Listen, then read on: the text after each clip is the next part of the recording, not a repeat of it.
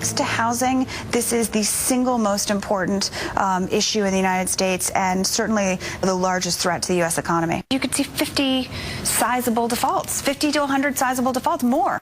That was financial analyst Meredith Whitney on CBS's 60 Minutes. It was her frightening forecast about the municipal bond market, sparking fears of a bond meltdown. Let me remind you, though, the Kudlow viewer, that she is not the first to sound the alarm. Take a listen to what the Oracle of Omaha, Warren Buffett, had to say about it last June. How would I rate states and major municipalities?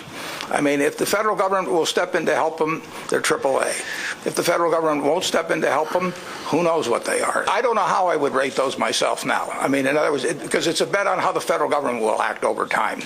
Wow. So will the federal government come to the rescue? Just how freaked out should you be about a Muni meltdown? Here now is Peter Schiff, president of Euro Pacific Capital, radio host and author of How an Economy Grows and Why It Crashes. And Don Luskin, he's chief investment officer at Trend Macro. Guys, good to see you. So this is a multi-layered discussion. Let's first start out with the underlying premise that Meredith Whitney has, which she says we've got a Muni meltdown coming, that these guys are not, the states aren't going to be able to pay their bills. Peter Schiff, is she right? Well, I saw that 60 Minutes program. I think she's sugarcoating it. You know, I've been telling my clients to sell their municipal bonds for years because I could see this train wreck coming from a mile away. I mean, the problem is you had all these states and local governments that made all sorts of promises, particularly to their employees, in terms of pension benefits, health care benefits. They borrowed a lot of money in the process. The bills are coming due. The taxpayers can't afford to pay. They either have to default on their promises or default on their debts. And the worst possible scenario is that the government bails them out. We're going to get to that, but hold on. That's the second layer discussion. But Don Luskin, do you agree with the underlying premise?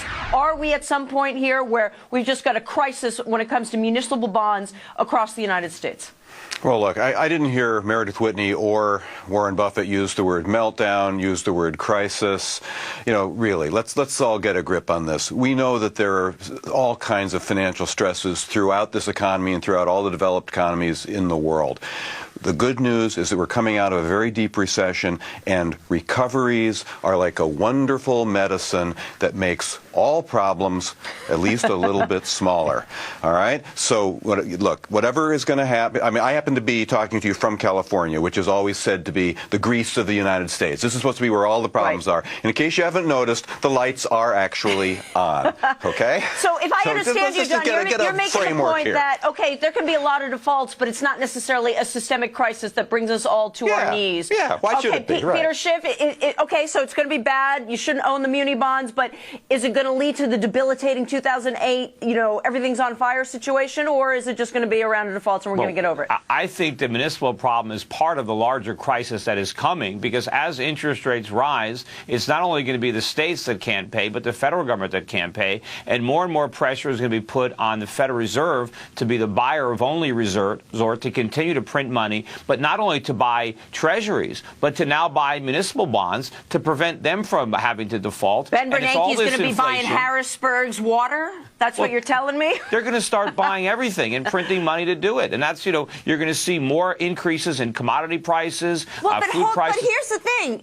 Now, do you really believe, I know you think the government shouldn't bail out the municipalities, but if you believe that they will, then they're actually a really good buy right now, No, right? they're not. They're a lousy buy, because the money they print to bail out these states will render the bonds worth a lot less. You lose either way. Either you lose because the states default and you don't get your money back, or you lose because the government bails them out and you get your money back, but you can't buy anything with it. So you have to get your money out now, and you invest around the world. You buy gold, silver, commodities. You buy foreign stocks. You get out of Dodge. Don, you got any opinion on whether or not people should be buying muni bonds? I mean, they started to, it wasn't just this week because of what Meredith Whitney said. The minute the election happened, they started to sell off pretty dramatically. Even right after the election, a lot of people said, gosh, with a far more conservative Congress, they're going to be far less likely to bail out states like President Obama's home state, Illinois. So the bailout likelihood has gone down dramatically. Now that they've sold off so dramatically, are they biased now?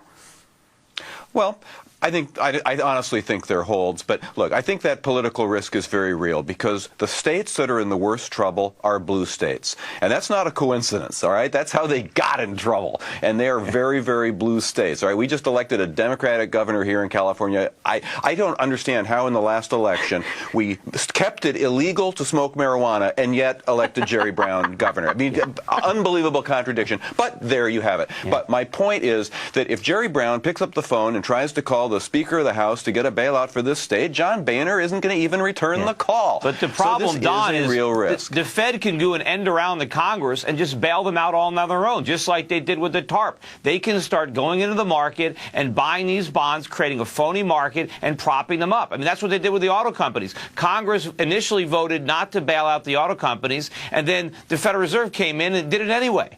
What do you think, Don? I mean, do you think that the Federal Reserve could in this political climate? I mean, they claim they're not a political animal, but we know otherwise. Look, that's an unknown, isn't it? The Fed is the lender of last resort, and it's the Fed's job. It's been the job of every central bank for centuries to identify in banking crises good credits that temporarily haven't become been around for pariahs centuries and step in. Well, I think they have, Peter. Well, like you look we're at almost on 100 years for the Fed. That's 1 century. You digress. Let him finish his point. I'm talking about the work that Ben Bernanke cites all the time from the 19th century Bank of England. So, can we just agree on that, Peter, or are you going to nitpick me to death? All right, gentlemen, you know what? It's Christmas. Let's end it there. It's been so pleasant. Peter Schiff, it was always good to see you. We're both in bankrupt states. Connecticut is broke, too. Yeah, there you go. And Don Luskin we elected as well. a Democrat. Thank you, guys. All right, coming up, we just thought Obamonomics might be turning into Reaganomics 2.0, but then the administration announces another big government regulation nation job killer. We're going to tell you what it is when we come back. I believe that free market capitalism is the best path to prosperity.